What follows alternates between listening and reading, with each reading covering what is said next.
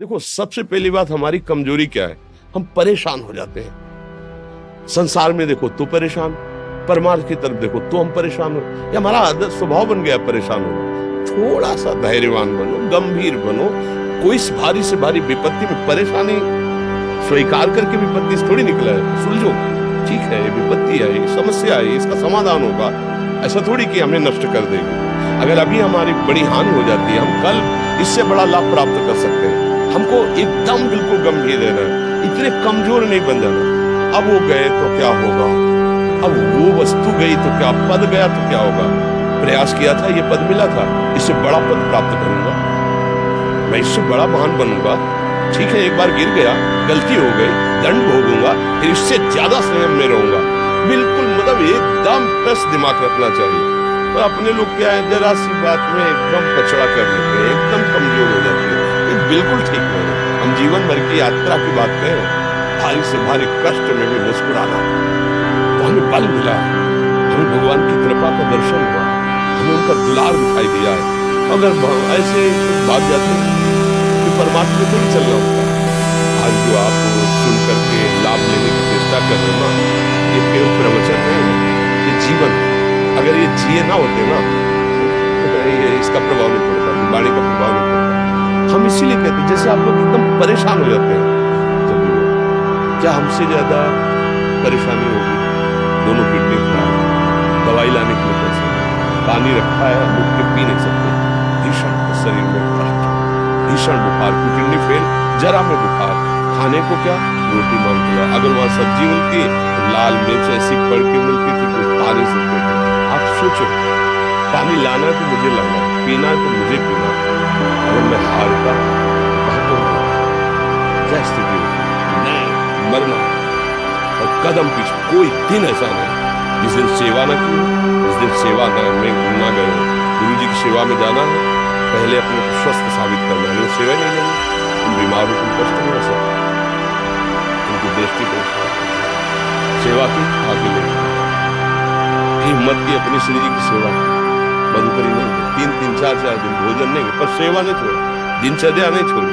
और उसका प्रधान कारण संयम, ब्रह्मचर्य, भगवदाश्रय, नाम लो, कभी हारने नहीं दिया। अभी भी थोड़ी देर बाद डायलिसिस हुई, हारने, आपको हारे हुए नजर आ रहे, शरीर में पीड़ा है, किडनी फेल, ऐसा थोड़ी स्वस्थ बैठे, बार बार प्यास लगती है, थोड़ा थोड़ा पानी मिलता है, हर, लेकिन हम आनंदित, हम प्रसन्न, हम लड़ाई में हारे नहीं, ना हारे, हम जीत चुके हैं। हम अपने मालिक के भरोसे में अपना सब बात, तो वो ये हम अपनी बड़ाई नहीं बता रहे, हम आपको बता रहे समस्या। सोचो, तुम्हारे पास तो माँ है, भाई है, बहन है, परिवार है, कोई ना कोई तो है ना। मेरा किसी को जीवन में ध्यान भी नहीं दिया, क्यों? बचपन से बाबा जी बन गए, किसी से प्यार नहीं, किसी से संबंध नहीं, कोई जानकारी नहीं, हम कहाँ है, वो कहाँ, किसी को कोई मतलब नहीं। जवान साथ कौन सा उद्धार करे? कभी गांव जाने की हिम्मत नहीं पड़ती कि रोटी मांग लो, पता नहीं लोग क्या सोचेंगे, क्या भावना कर ले। हम दरवाजे पे खड़े, क्या ऐसी भाव, जो हमारे सामने आकाश में से आया, जो यौवन अवस्था में, वही पाया है उनका मुझे। जब हम हर समय अपने को विनीत के द्वारा सावधान रखें, तो कभी निराश नहीं, कभी उदास नहीं, कभी ऐसा नहीं लगा कि यार हम दुखी, कभी नहीं लगा। उसी का फल है, उस सुख का संकेत मिल गया जहां दुख की निशानी भी नहीं। वही उसी के बच्चे, हम सब उसी धातु से बने हैं। हम इतना क्यों परेशान हो जाते हैं? हम ये देखते हैं, अपने लोग थोड़ी बात बिगड़ गई, परेशान, नहीं बिगड़ी तो बिगड़ जाने की संभावना में परेशान है। आज सुख है, लेकिन कल सुख छिन जाएगा, तो हम आज के सुख में सुखी ना होकर कल के दुख की आने की संभावना में भयभीत हो, तब क्या हमारी सोच रह गई? हमको इतना बलवान बनना है कि सुख और दुख दोनों हमको छू न सके। बारिश से बारिश सुख की व्यवस्था है तो अहंकार है, हर्षित होकर किसी का अपमान न करे कि हम धनी, हम पदाधिकारी, अमुक। भारी से भारी दुख आया तो हमें किसी के सहयोग की जरूरत नहीं, हम फिर अपने कदम बढ़ाएंगे, हम फिर जुड़ी हुई अपनी भावनाओं को सजाएंगे। मस्त जीवन, एकदम तुम अविनाशी के बच्चे हो। शेर का बच्चा भेड़ों के बीच में फंसकर म्यों म्यों बोल रहा है, बस अगर दहाड़ना सीख जाए तो कोई भी उसे परास्त नहीं कर सकता। ऐसे भगवद अंश तो प्रपंच में फंसकर अपने को इतना दीन क्यों देख रहा है? तू ऐसा है, भगवान के दिव्यास्त्र में भी ताकत नहीं तेरे को मार सके।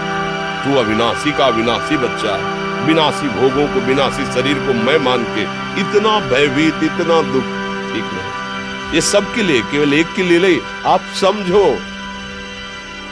आप लोग सोचते हैं हम गृहस्थ होकर भला ऐसी स्थिति कैसे। जनक जी सुखदेव जी के गुरु हैं और राजा हैं, महल है, रानियां हैं, नौकर है, चाकर। क्या सुखदेव जी जिनके शरीर में लंगोटी भी नहीं है, दिगंबर, परमहंस, परमहंस के गुरु है जनक जी जो राजा हैं। समझो आप।